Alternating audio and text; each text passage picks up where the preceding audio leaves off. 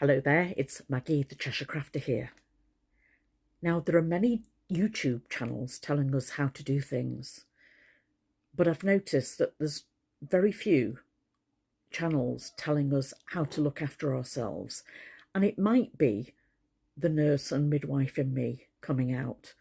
But I want to talk today about crafters and sewers and how we can care for ourselves so that we can keep on crafting and enjoy what we do.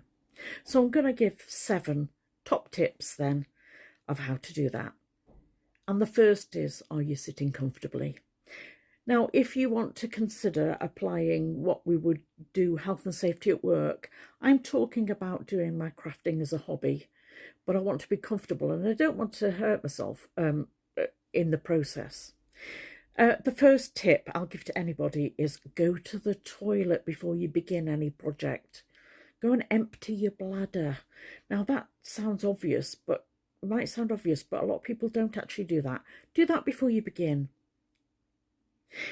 I take painkillers before I begin. I apply my ME lotion to my hands, my back, my neck. I make sure I've eaten something before I begin. And then either during or afterwards, I've got that lotion or that pain relieving blend to apply afterwards. I've got Germaline that I use, and I use that for if I prick my fingers with a needle or cut myself with rotary cutter or something that's painful. And I use a Radox bath afterwards just to ease my muscles. Do those things first and then make sure that you're sitting comfortably or standing comfortably. And if you're standing, make sure that your working station is at the right height for you. Make sure that if you can alter the height of a chair, I use a computer chair that will go up and down so that you're right at the right level.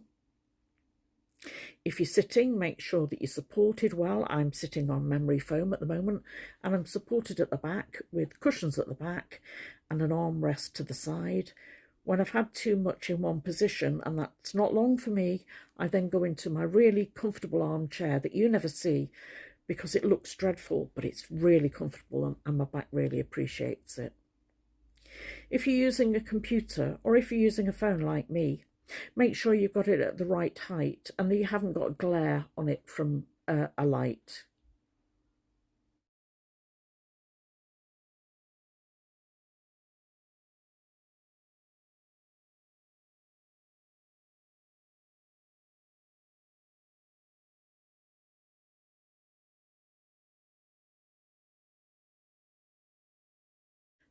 My second tip is get organised. Now, I'm an amateur and I'm doing this as a hobby. So you see me working in my flat. And when I'm sitting at my sewing machine, I'm using whatever I've got to hand. I'm either putting something on my sofa or I've got things in front of the sewing machine. I've got the ledge, which is my television table ledge, with boxes of equipment that I need just so it's to hand. If I'm sitting in my chair, I'm using my lap tray. I've got my scissors, my paintbrush, my glue, my waste paper bin all to hand there. And that's what I'm saying there is get yourself organised so that you're not constantly getting up and down, interrupting your train of thought, straining your muscles just to go for things that you really need by your side. Use whatever you've got around you. We haven't all got professional artist studios or professional crafter studios around us. Use what you've got, but do take note of what the professionals say in buying the best equipment that you can afford. And if you buy the best equipment, that will help reduce the strain on your wrists, your back, your muscles, your joints, save you doing things twice. It'll make a great deal of difference to the professionalism and the outcome of your work too.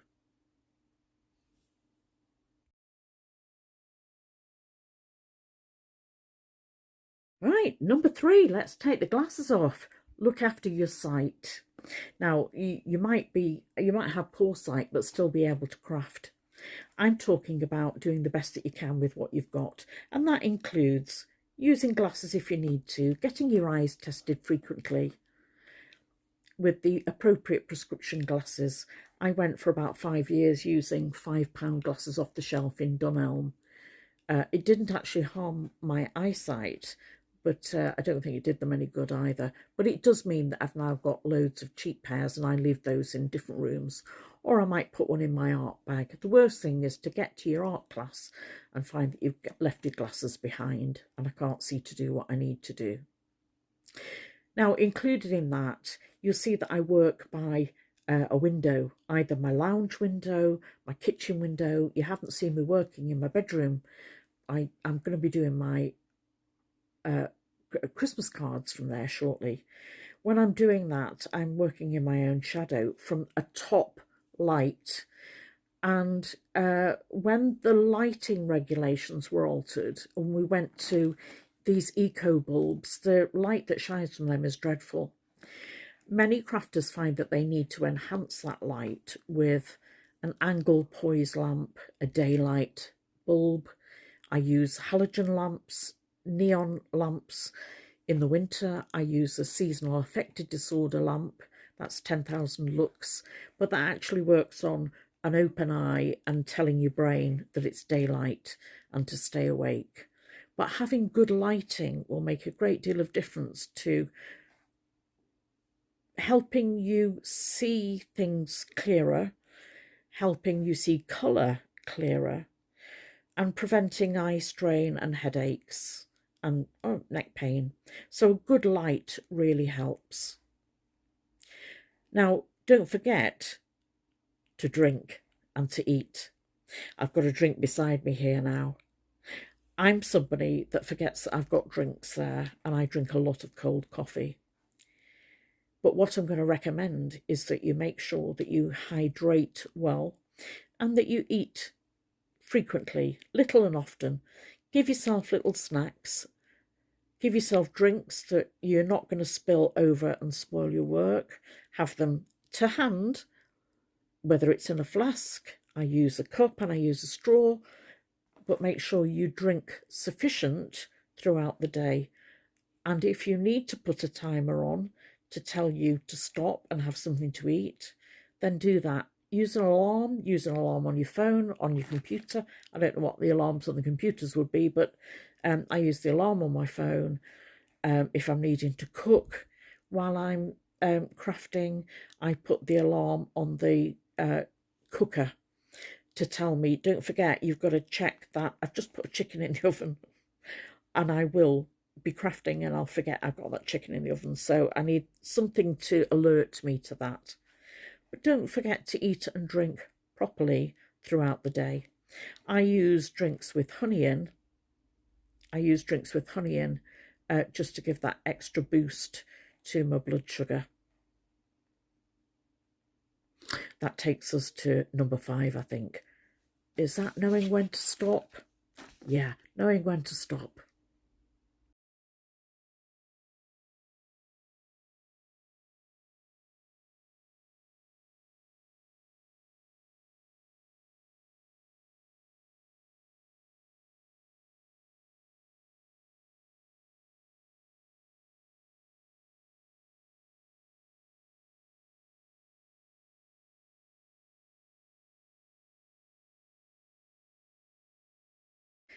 Right, so now you've seen a few snacks. I'm also going to say now, know when to stop. If you're somebody like me who just keeps working and loses track of time, I find I know when to stop because A, I'm in pain, I'm uncomfortable, I'm getting ratty with myself. I start dropping things, I knock my scissors on the floor, I knock my cotton reel and it goes flying out of the distance and I've got to get up all the time, bending to pick it up. I drop pins. That's I've done too much, I need to stop now. And I'll just finish this bit and then I'll stop. If I carry on going, I make myself worse and then I can't return to it later on. Recognise your own. What is the point at which your blood sugar is low, or you're starting to get annoyed with yourself, or you're starting to make mistakes? Recognise that is the point to stop. Your body is telling you, your brain is telling you, your work is telling you, you're making too many mistakes. Stop. Come back later, you'll see things clearly. Think about it. Think about things overnight and come back the next day. It doesn't matter. It's only a piece of paper, it's only a piece of fabric. But if you put a lot of time of effort into that, then sometimes walking away and returning when you're in a better state of health and well-being, then you can think clearly and you can approach things with fresh eyes.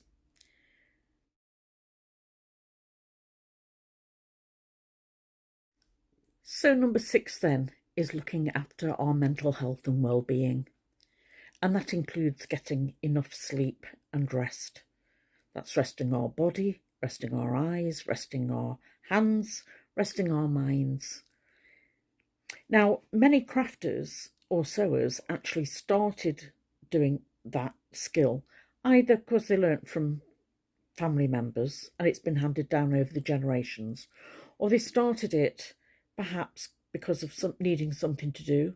Look at people who started watching YouTube channels and learning how to do things while they were lonely during the pandemic. People start projects for many different reasons. Sometimes for loneliness, sometimes they want to join a group, sometimes they want to learn a new skill. Crafting certainly helped me with depression, and starting a YouTube channel has certainly helped me with that. And I do thank you, because knowing that somebody's interested now in what I do and is interested to listen to what I have to say is really helpful. But I find working with colour and actually creative something is very helpful. Now, I use charity shops a lot and I gift items I've made, I buy from them, I make friends and family gifts and gift those. That's good for my soul. And I know, especially if I do something that's long lasting, that's good for my soul too. So my final point is, once we've done all that and we've made things for other people and we've looked after ourselves, how do we reward ourselves? So my number 7 is give yourself a pat on the back. Well done. But how are you going to do that physically? I like to treat myself to a Radox bath, or perhaps hand or foot massage. If you can afford to, treat yourself to aromatherapy massage or reflexology. That's really good for crafters. Or treat yourself to a weekend break, a few days away, an afternoon tea, a cup of coffee, a sit down and watch a Christmas film, whatever is going to reward you for a job well done. But overall, be gentle with yourself, be kind with yourself. You're a good person. In America, I've been watching about people going for the quilters retreats, and I find that fascinating. Now, we don't so much have that here, but I do treat myself with a few days away, and I do use the reward points that I get from the retailers or the money back from the bank. It's money back I wouldn't ordinarily have because I've paid things by direct debit. I've got about £30 in that account at the moment, and I might treat myself to some new scissors at Christmas with that. So work towards a target and don't forget to reward yourself, won't you? So I hope those tips and strategies help you a little bit, and I hope you'll come back and see me again soon. This is Maggie, the Cheshire Crafter, saying bye for now. Come back and see me soon. Ta-ra!